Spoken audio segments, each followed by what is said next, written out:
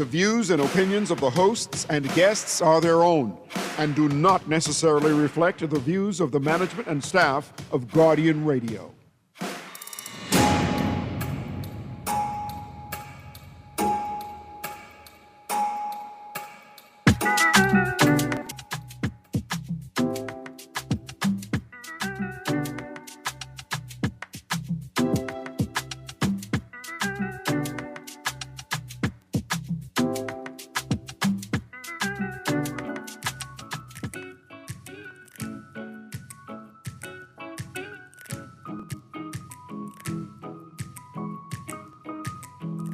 It's only dark if you close your eyes. Come out, come and live your life. I know the world is heavy.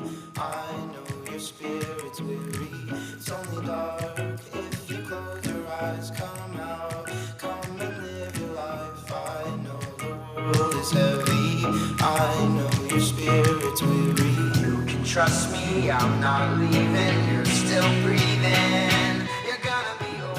Good yawning this morning and welcome back to Guardian Radio 96.9 FM, your station for fresh news, smart talk all day. It is Monday the 27th of April 2026 and you are on the clock with Erin. Can you see the plantation through the palm trees? Greene. That's what that song reminds me of, right? Like, are you, saying you're going to be okay? Because sometimes you don't realize that everything around you looks like beaches and cocktails, but it feels like a plantation. But Lowercase Committee is here to tell you today it's going to be okay. And I needed that message for myself as well, right? If I tell you all 5 pages of notes, stories I think that we should talk about, stories in the papers over the last several days and weeks. But then, of course, the headlines never disappoint. And we've got tons of headlines to talk about. I guess the first question I have to ask, when I saw the headline this morning, OPM to launch probe, I had to ask myself question, I think probe into PS's. OPM to handle probe into PS wearing political gear. And it prompted me to ask the question, which OPM? Which OPM are we talking about? Are we talking about like the OPM, like the government OPM? Are we talking about like people, like the PLP OPM? Which one? Because in a small island developing state, conflicts of interest are usually unavoidable. But that doesn't mean that you stop trying to avoid them. Is it not problematic that the person who is the director of communications in the OPM's office is the director of communications for the PLP? And is it problematic that members of the PLP legal team are also, like there's some members of the PLP legal team that may also be a part of the government's legal team? Like, these are conflicts that we could avoid. These are conflicts that we could avoid. A few days ago, somebody said to me, like, you are calling for institutions to speak, but the people who are going to speak are PLPs. Like, what's the point? Well, the point is that we have to be able to trust the integrity of our institutions. At the moment that we say, well, they can do whatever they want to do, the whole thing has fallen apart. It has fallen apart. And the question is, why is the OPM going to handle the probe?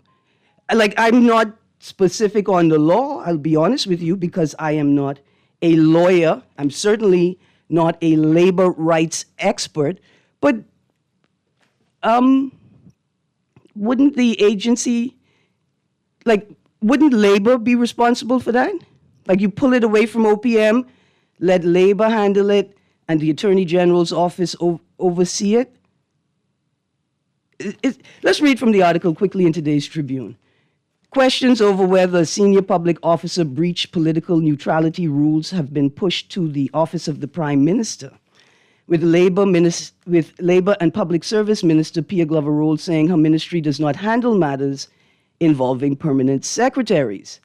Quote, I think the matter was with a permanent secretary, and permanent secretaries report directly to the Prime Minister, close quote. Don't report to the Secretary to the Cabinet? I don't know. Like I say, I don't know. Quote, the Office of the Prime Minister will, in that regard, handle any communications regarding that matter. But yes, my ministry has put out on several occasions general orders that speak to the participation outwardly frontline public servants in political life or on the political front line. So the matter of that level of public servant is actually handled through the Office of the Prime Minister, and I would direct any questions in that regard there, close quotes. Like, I would have appreciated, like, just give us the provision in the general orders or the rules and procedures. Just quote it so we would know what it is.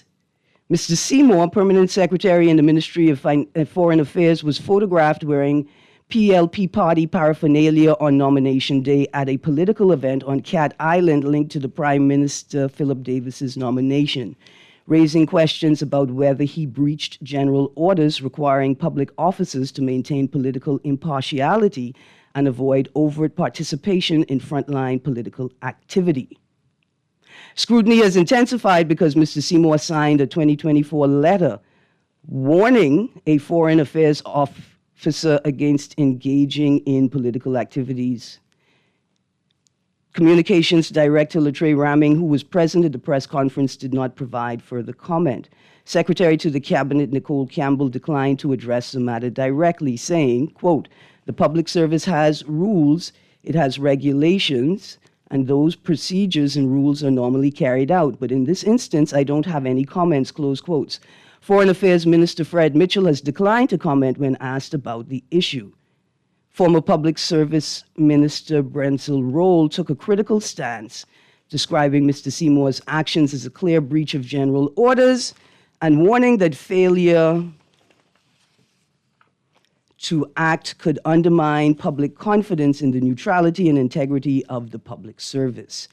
Mr. Seymour, a retiree who was brought back into the public service, owns a total annual package of $221,316, including a base salary of $104,750, a pension of $49,766, and $43,200 rent allowance, a $20,000 responsibility allowance, and a $3,600 distribution allowance. So that's just wild, pun intended. $20,000 responsibility allowance. Let's take that off. Let's like we could just, because is following general orders, is that not a part of your responsibility? Like you get paid a responsibility allowance because you got to do the hard things? Isn't following the rules like hard? And the responsibility? I don't know, I just saying, I don't like to see people get fired unless they're an MP in dereliction of duty. But other than that, you know, maybe we just pull the $20,000 responsibility allowance, because what's it for? What's it for? And if you're being brought back into the service as a PS, I know like they have these rules, like, okay, whatever they got as a PS, then they get the same thing in their contract when they've been brought back in as a PS. But responsibility allowance? $20,000 a year? Okay. You would think that that would be the thing to prompt people to be responsible. I have a story here that I just want to refer to quickly. Mitchell blasts Pintard over invitations for election observers, right? And I'm reading this article. I think it's Nassau Guardian article. It says, amid concerns raised by the FNM about the integrity of the electoral process, Minister of Foreign Affairs Fred Mitchell slammed F&M leader Mitchell Pintard for extending invitations to foreign officials requesting independent observations for the May 12th general election. In a voice note, Mitchell lambasted Pintard, who wrote the letters to the UN and the US ambassador to the Bahamas, Herschel Walker. I'm going to go ... right there. I just want to make a point. If it was in a voice note, it couldn't have been the Minister of Foreign Affairs, because the Minister of Foreign Affairs does not send out voice notes. That's what I know. The chairman of the PLP party sends out voice notes regularly as a part of his representative routine. But Foreign Affairs does not send out voice notes, does not communicate through voice notes. You remember the lovely letter, the statement that the Ministry of Foreign Affairs issued in response to the statement by Herschel Walker, the U.S. ambassador to the Bahamas? That's how the minister and the Ministry of Foreign Affairs communicates, not through voice notes. But you see why it's so important to make clear distinctions of roles, functions, and offices in the country? Because they would have you thinking that the Minister of Foreign Affairs made these statements. But I think really only the chairman speaks through voice note. The Minister of Foreign Affairs sends out properly worded and assessed documents. Before they publish, they take great care. I often get confused, but not on this. Not on this. Because my Minister of Foreign Affairs does not speak through voice notes. Only the PLP chairman is do that. I mean, in that party. In the party, only the chairman speaks. Like, those are the rules, aren't they? I don't know. I'm not a part of the party, so I wouldn't know. We're going to get back to those articles. Know Your Role was published on Saturday by Eyewitness News, and Mitchell blasts Pintard over invitations for election observers. But before we get there was a story on Friday. Campaign identifies rider injured in recent bus crash. Nassau Tribune, 24th of April, 2026. The campaign for Fort Charlotte candidate Sebastian Bastian last night identified the motorcyclist injured in a widely circulated collision with its campaign bus as D'Angelo Adley, saying he is in stable condition and improving. Quote, "We continue to keep D'Angelo Adley close in our thoughts as he recovers," close quotes, a spokesperson for Mr. Bastian said. Now, I ain't quite too sure about those two sentences, right? Because why would you start the article with the campaign? Okay, good. Once we keep it clear, the campaign identified the motorcyclist injured. His condition is stable and improving, and his outlook remains positive. Doctors are optimistic that he could be discharged from hospital as early as tomorrow, pending a few final tests. Again, this article was posted on Friday, the 24th of April. The Tribune understands police were on the scene and that the motorbike driver was taken to hospital. Despite this and the visibility of the incident, police officials at multiple levels yesterday said they had no record of it and could not account for what happened. Officer in charge of the Royal Bahamas Police Force Traffic Division, Chief Superintendent Sabrina Porter, said she had no information and could not provide details. Press Liaison Superintendent Sharia King later referred this newspaper to CSP Porter's comment. Police Commissioner Shanta Knowles, when contacted about the video, said she would look into the matter but did not get back before press time. How does such a high-profile incident escape the eyes of the Royal Bahamas Police Force? How? I could speculate that it's the way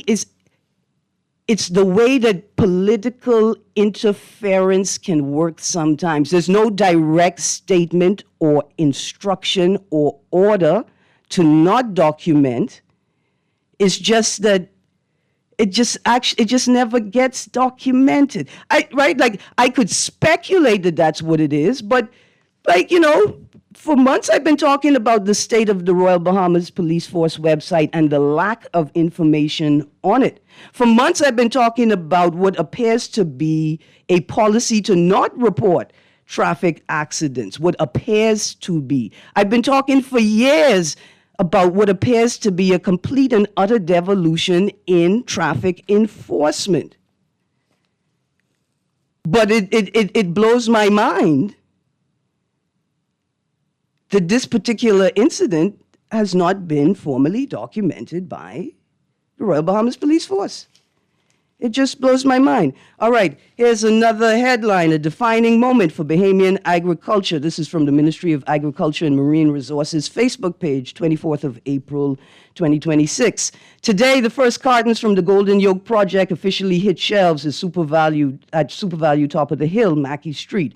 Tomorrow, that would have been Saturday, at Cable Beach and Golden Gates locations, a historic milestone in our mission to strengthen national food security and reduce imports. This is more than eggs on shelves. This is execution, collaboration, and progress in motion. They say, thank you, Bahamas, for your patience and continued support. This is only the beginning, the first batch of many to come. So, eggs were on the shelf. Golden Yoke eggs were on the shelf at $3.19. I think $3.19 a dozen, roughly around there. But they were sitting on the shelf next to eggs that were priced at $1.99. Yeah? And then they're in a market competing with local egg producers whose cartons are still priced at anywhere from $5 to $9. Yeah, $5 to $9. The current local egg production market, that's where the prices range right now, between $5 and $9. So, I guess you got the eggs on the shelf. Today marks 14 days to the general election. So let's say, you got them on the shelf 3 days ago, 17 days before the general election. But so what? What havoc have you caused? Are you now destabilizing local egg producers who have shored up the market, who ensured that eggs were available through the tumult of global supply chain issues and concerns about bird flu? These local farmers kept eggs on the table.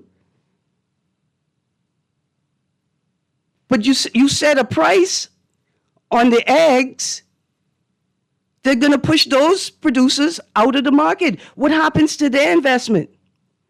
Are you working with them to bring their cost of production down? Right? Like, don't just give me golden yolks. I need to see the goose that laid the golden chicken egg.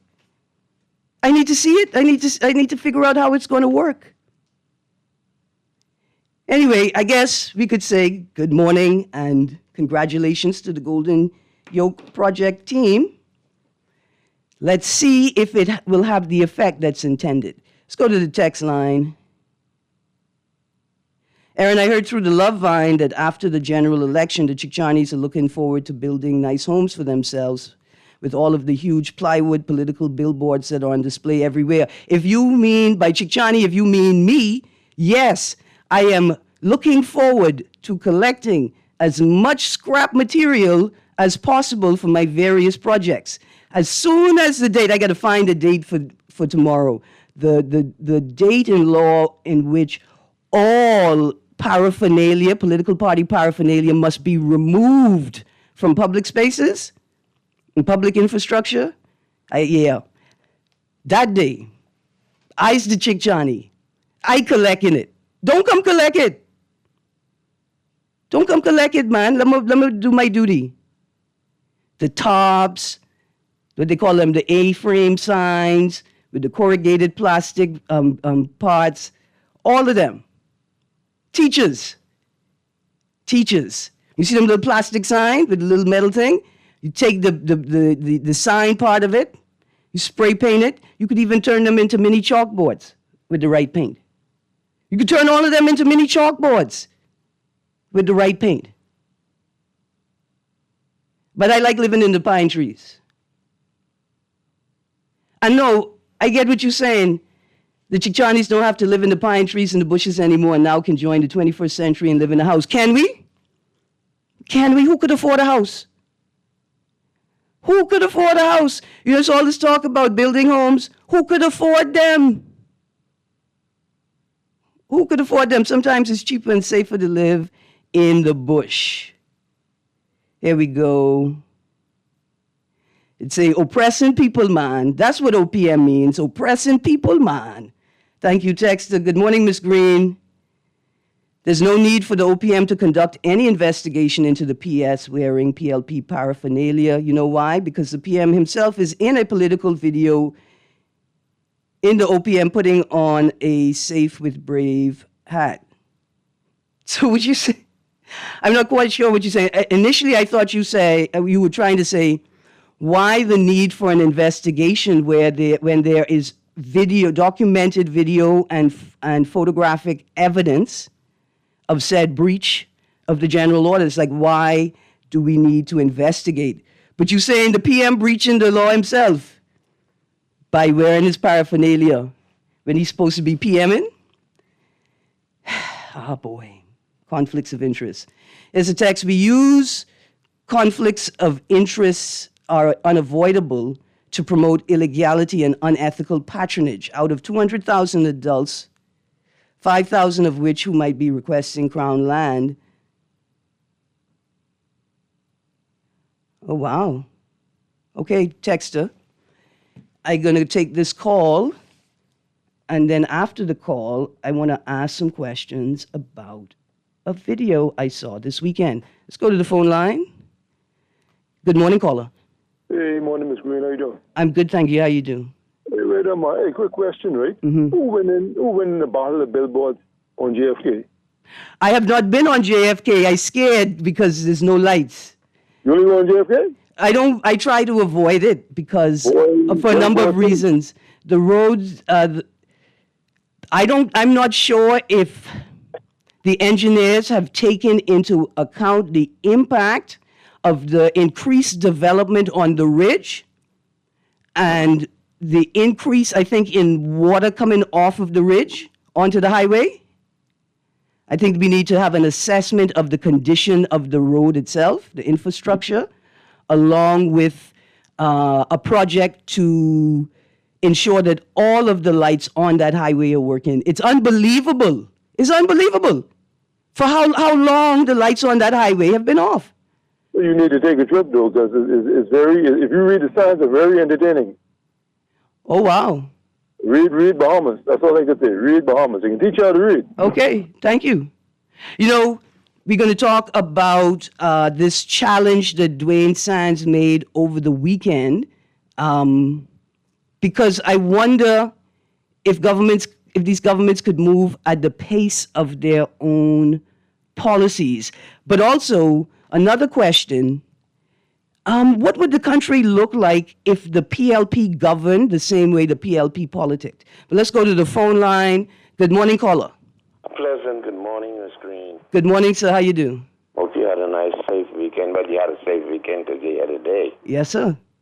Ms. Greene, following on what you're saying, they told us that they want us to farm the land and grow our own stuff so we could slow down on importing stuff.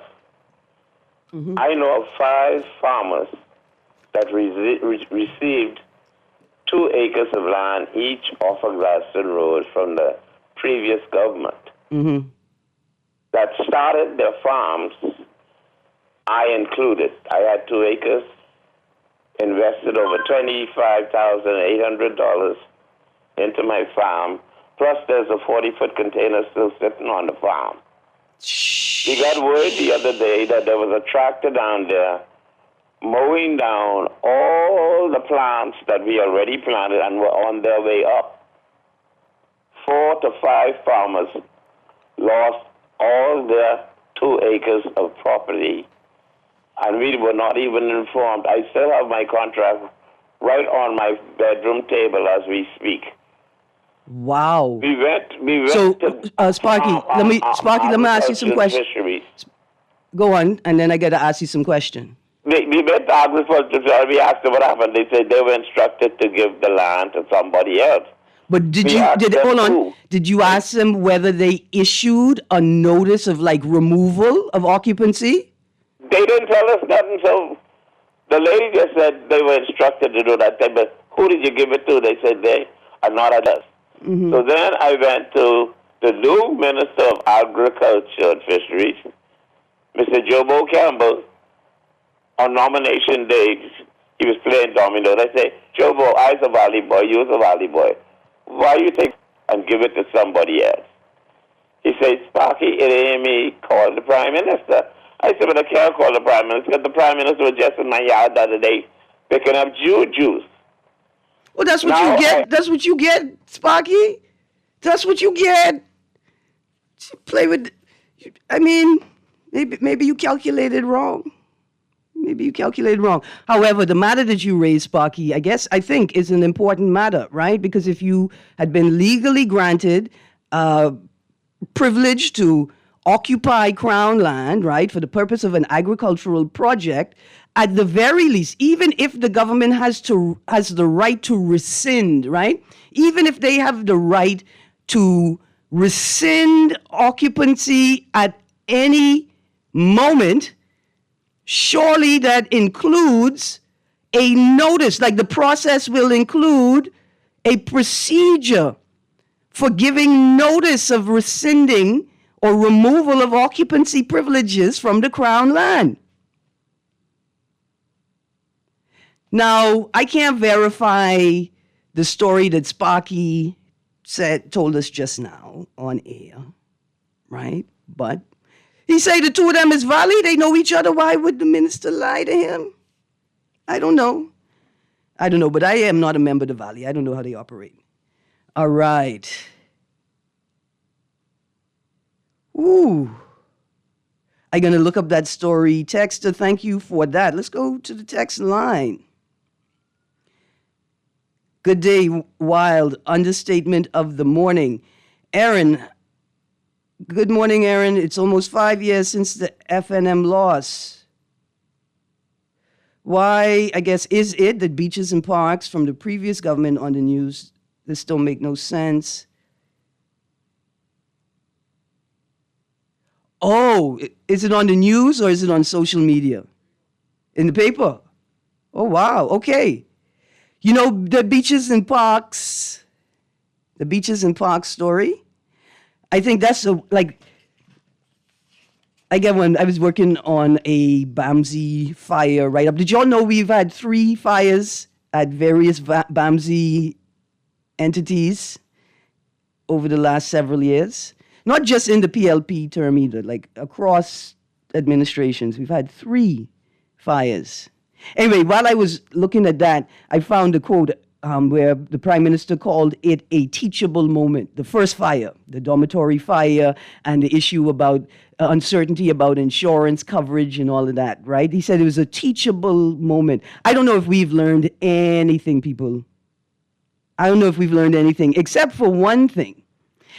If both the PLP and the FNM are behaving the same way about the ministry, then maybe it's a matter of political culture and not any specific political party's behavior. Okay, so I saw this video online. A couple of people sent it to me, and I would not have paid attention to it except that the candidate in the video and the allegation being made, right, asserted, so here's what I'm saying. Somebody sent me a video. It seems to be a PLP event. The individual speaking has been identified as Monique Pratt, one of the PLP candidates in Grand Bahama. There's a very serious allegation being attached to the video that I could not verify, not just by watching the video. It's only a small clip. I don't understand why y'all do that. Like, you guys, the meme where the guy's on the bike and he falls, and then it turns out he put the spoke in his own wheel that caused him to fall? Yeah, like that. Like that. See, because the allegations that are being laid on the table are very serious. Like, so serious, I'm not sure if I should mention them yet. But there's another video captured by all the media with the same candidate at an event saying the PM, give me the papers to give to you. Not Citizen Brown Land papers. Right? Could we have some clarity on that matter, please? Could we? Could we have some clarity? I think it's important enough for the PLP communications team to tell us what we were seeing in that video at what appeared to be a PLP event. In the alternate, we could have a statement from the OPM, the Office of the Prime Minister, the Office of the Prime Minister, the government office. We could have a statement from them clarifying the process for the issuance of Crown land approvals, papers, documents.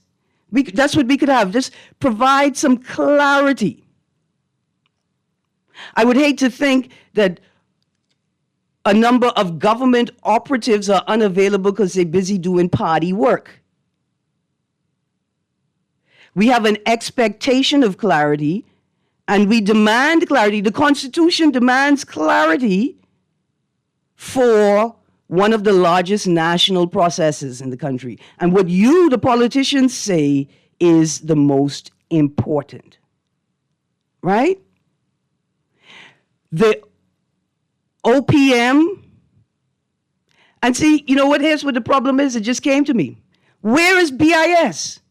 Where is Bahamas Information Services? Where is the mechanism that's supposed to be used to disseminate information from the government? Where is BIS? We could clear this whole thing up. Where is BIS? Why is the Director of Communications from OPM speaking all the time even when we can see that this may create a conflict of interest? This is a perfect time for BIS to step in and the Director of Communications to take on wholly his role as Director of Communications or in the communications team for the PLP political party. He could step away from the OPM and let BIS take it from here.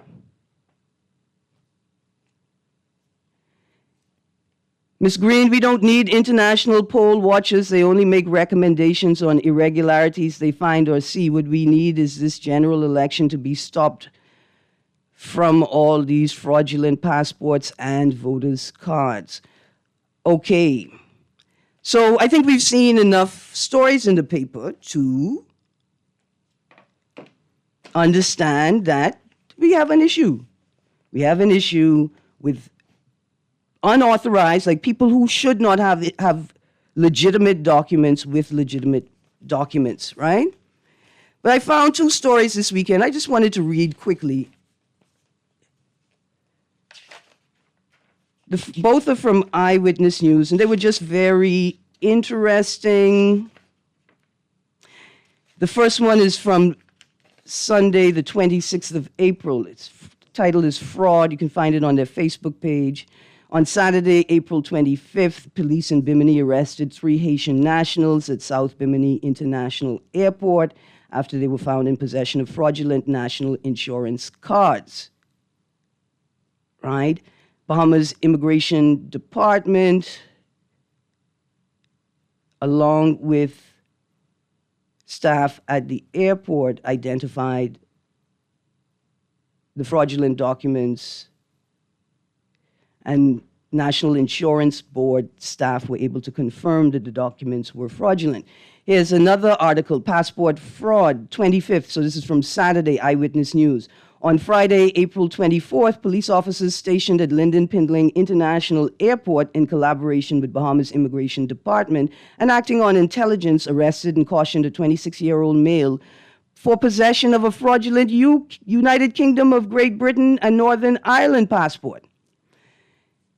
Right, according to preliminary reports, the suspect arrived in the Bahamas from Jamaica and presented a UK passport to immigration officials for entry.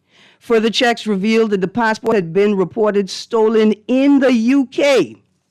I wanted to read these two articles to sort of underline that attempts at fraud happen all the time, everywhere. That's why the procedures to travel get thicker and tighter, regularly. But the question is, are your systems strong enough to catch them? Right? I think the number of stories we've seen in the media will suggest that efforts are being made and systems are in place to detect said fraud. Can we get better? Of course we could get better.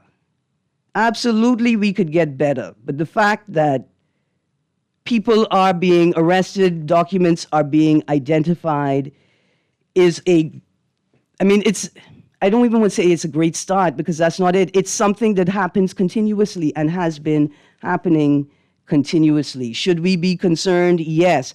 I am more concerned about the lack of clarity in the communications from our government. I got a text that came in. It says, "Don't insult Bahamians." Oh, that's the name of the article. Okay, thank you for sharing that article. They did share an article about the Beaches and Parks investigation.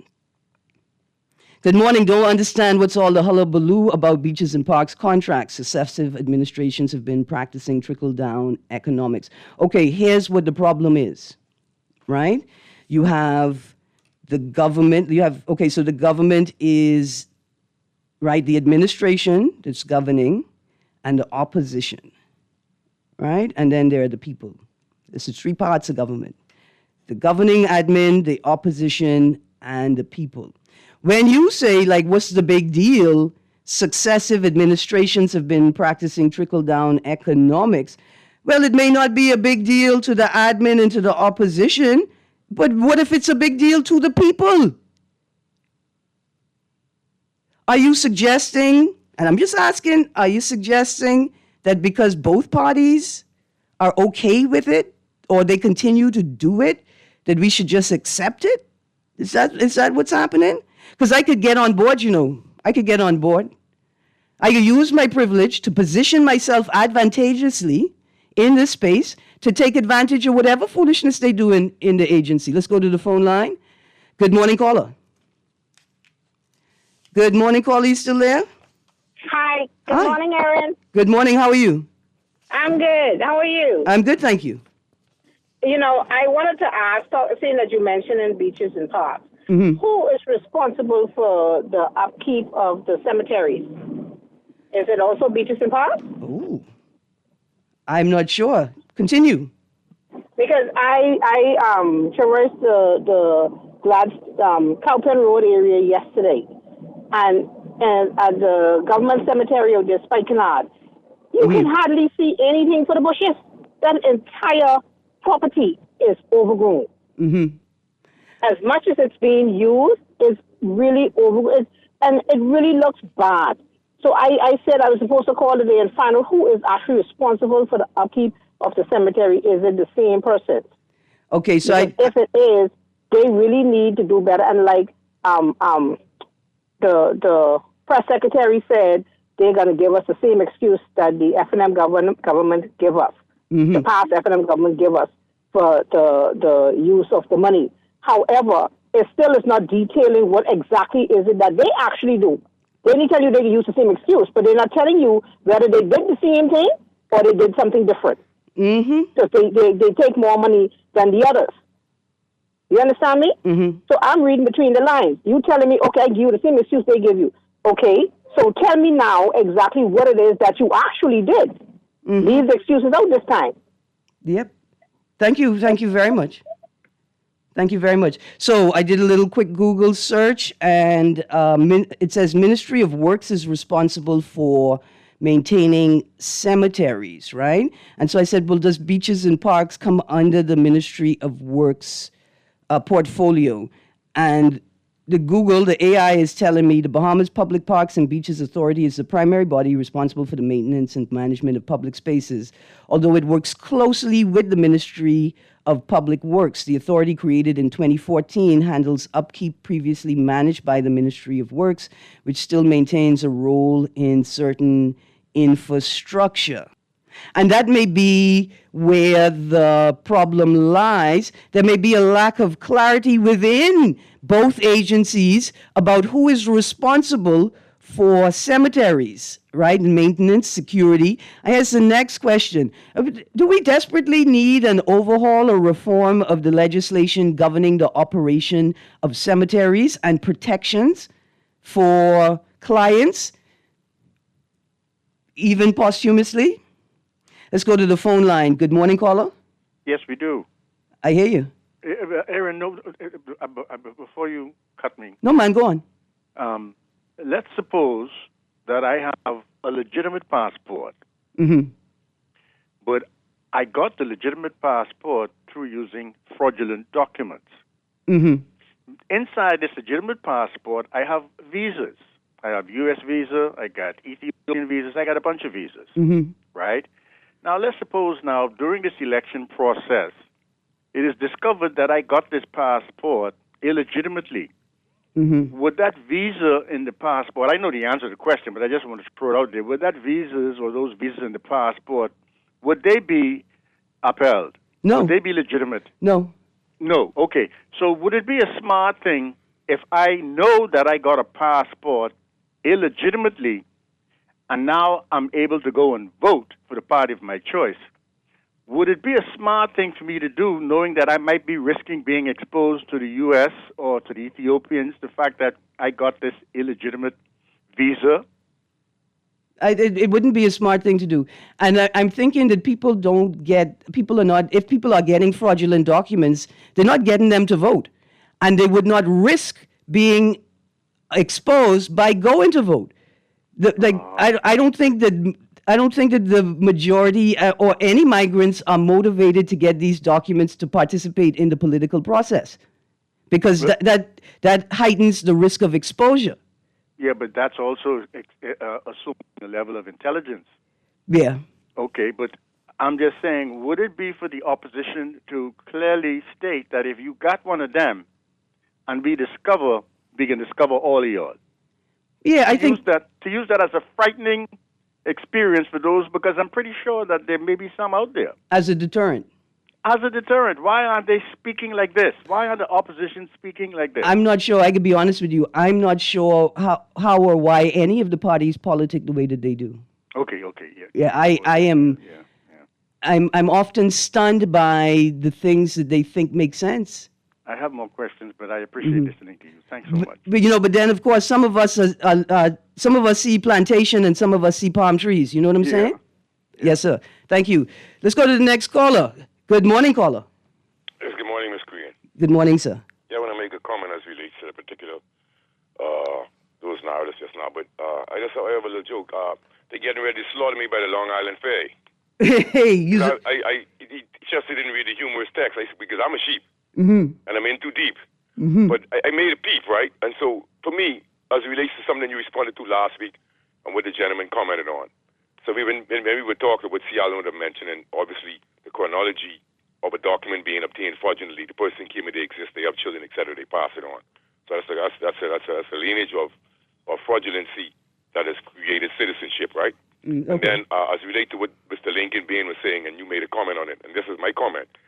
Now, I don't know, you said the people not being able to speak English are presenting themselves with a voter's card, passport, etc., etc.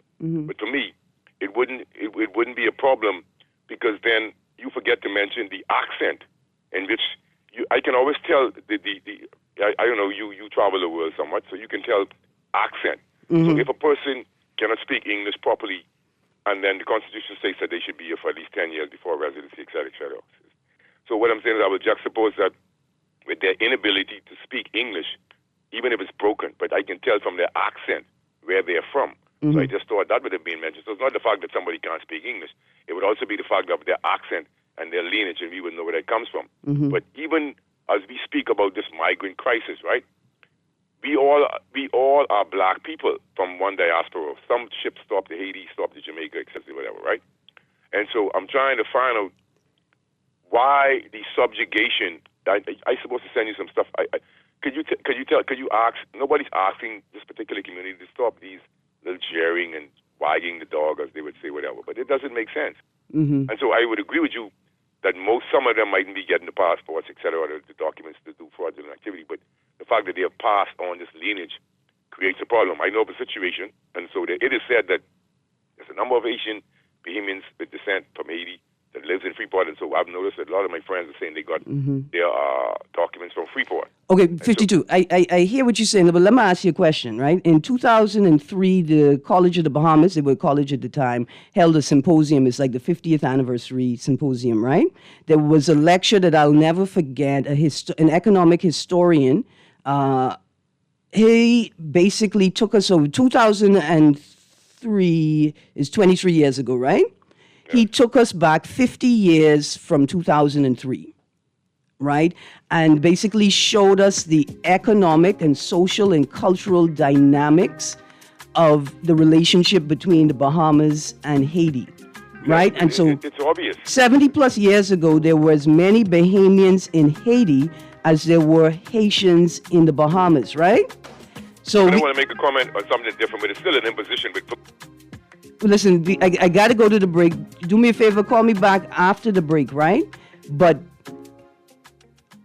for Papa Doc and Baby Doc, but for global external political interference, right? Would we be having this conversation in the same terms? Because to tell me that I'm of Haitian descent and you concerned about how I became a Bahamian, what if I became a Bahamian before you became a Bahamian? What if I became a Bahamian before the regional political discourse made us enemies? We're going to a break. Stay tuned. We'll be right back. Join Team Progress this Monday, April 27th. Come out to our Central East Rally at the entrance of the old Thomas A. Robinson National Stadium at 8 p.m. Join a party with a plan. Hear from our leader, Philip Brave Davis, Deputy Leader Chester Cooper, and the PLP team as we go for 2 straight. Bring your family, bring your friends. Choose Progress. Monday, April 27th at the entrance of the old Thomas A. Robinson National Stadium, 8 p.m. So election day, choose Progress. Struggling to find your financial rhythm? Make that move to Fidelity and let us help you orchestrate your financial goals into perfect harmony with free financial coaching sessions. Make that move today. Call 356-7764. Fidelity. We're good for you. The following is a paid political message.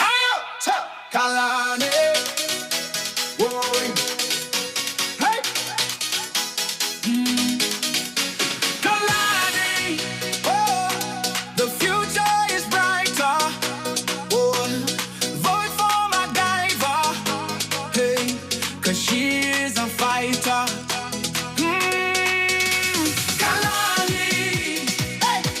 The future is brighter. If you need improvement, come join the movement. Come join the movement. Hey, you're looking for change, find it here. You're looking for justice, find it here. You're looking for truth, find it here. Vote for MacGyver. She's here for you. See everybody. Change is here. Hey, hands in the air. See everybody. Vote for MacGyver. She is a fighter. That was a paid political message. When it comes to hearts at Cleveland Clinic, you can't miss a beat. You seek the best care possible. Work with the brightest minds. and leave no stone unturned to get to the heart of the matter. Because understanding is always the first step to overcoming. For every heart in the world, see how we're advancing the future of heart care at Cleveland Clinic today. Under the F&M, shanty towns grew. The PLP is demolishing them. The F&M made it easier to get a passport. The PLP fixed their mess and is cracking down on fraud. The F&M let investment in the Defense Force slow to a crawl. The PLP added hundreds of officers and new interceptors. Under the F&M, migrants flooded into the Bahamas. The PLP repatriated record numbers. The F&M offers talk. The PLP offers a real record. Paid for by the PLP. This is Hobie Davis. When one power line faulted, the whole neighborhood used to go dark. Now, a breakthrough in technology finds the problem and reroutes power so more homes stay connected. That's reduced outages by 86%. Upgrades like this mean lower operating costs and lower bills. Instead of temporary fixes, we're building a modern grid. Choose more reliable power. Choose progress. Paid for by the PLP. We came to celebrate IT. Celebrate IT. Send 3 money transfers for a chance to win indeed. Celebrate IT. Life is good, so we say la vie. No la parfait, Monty garçon. Celebrate IT with GK Money Services. Send 3 with GK Money and Western Union for a chance to win. To send free for the rest of the year. 3 lucky customers will win. Follow us at GKMSBAH for more details. Promotion ends May 18th. Western Union. 5 years of PLP rule. Are you better off today? While you work, they've spent millions on taxpayer-funded trips, a government-funded luxury car, and handed out hundreds of millions in no-bid contracts. But for the rest of us, gas and groceries through the roof, VAT on bread basket items, healthcare that is broken, unaffordable, and out of reach. And it's not just your wallet. For 5 years, illegal immigrants have flooded our communities, putting excessive pressure on our schools, our housing, and our social services. As they flood in, Bahamian families fall behind. Under the F&M, there will be a change. The F&M has a plan to address the rising cost of living, secure our borders, protect Bahamians from illegal immigrants, and fix our health care. Because the F&M knows our job is to work for you and not the few. This message was paid for and authorized by the Free National Movement. This is Guardian Radio 96.9 FM, streaming on GuardianTalkRadio.com and the Guardian Radio app, Nassau, Bahamas.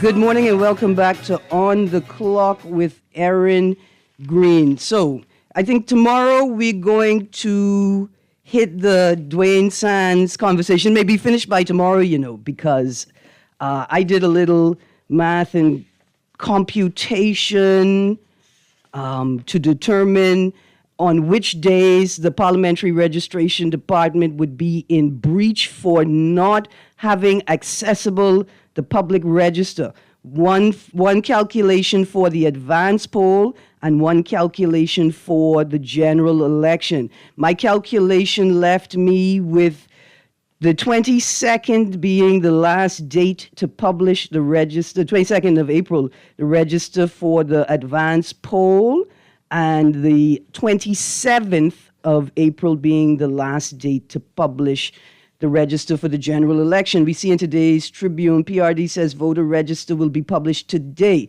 I wanted to take us back quickly. Caller, I can't get you. I only have a few moments. I wanted to take us back to this headline. PM calls Pintard's request for observers inappropriate.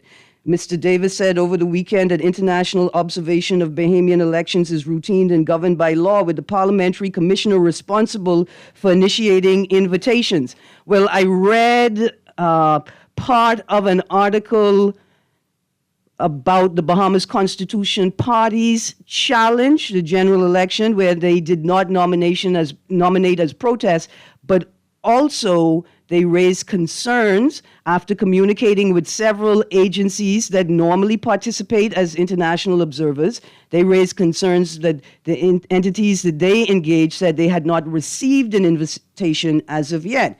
So then we learned that Michael Pintard, leader of the opposition, had communicated with the United States State Department and I think OAS and a number of entities requesting their presence.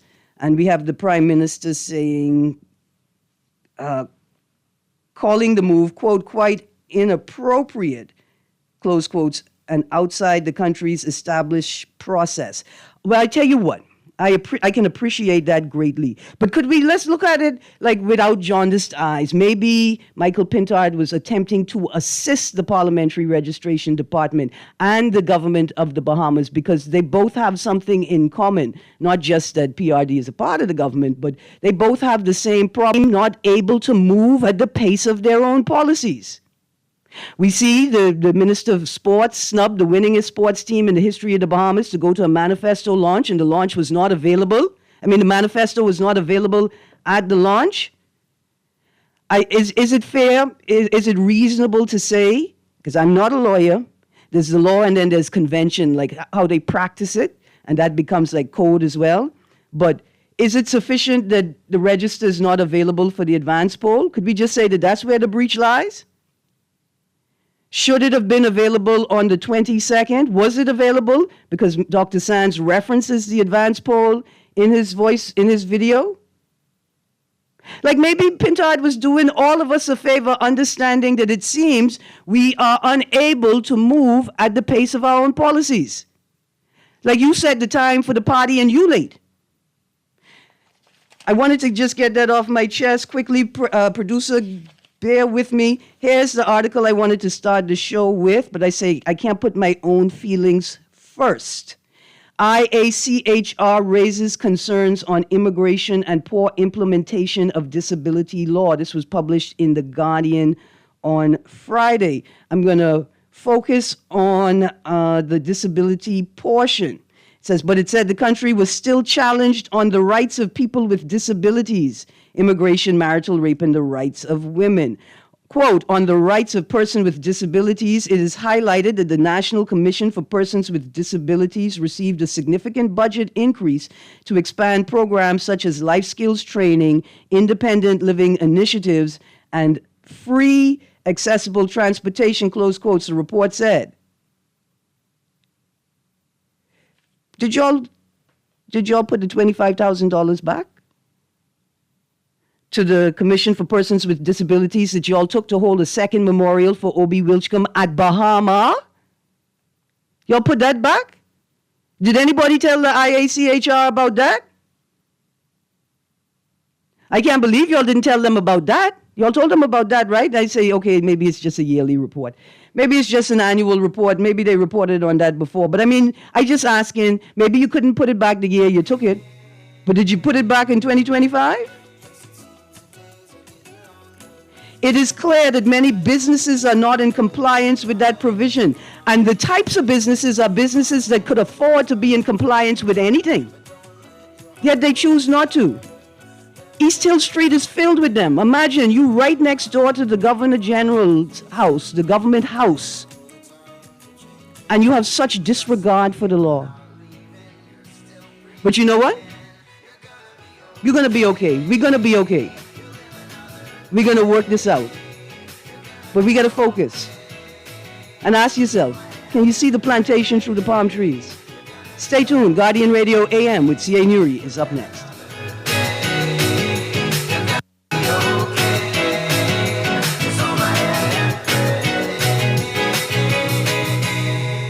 This is Guardian Radio 96.9 FM, streaming on GuardianTalkRadio.com and the Guardian Radio app, Nassau, Bahamas.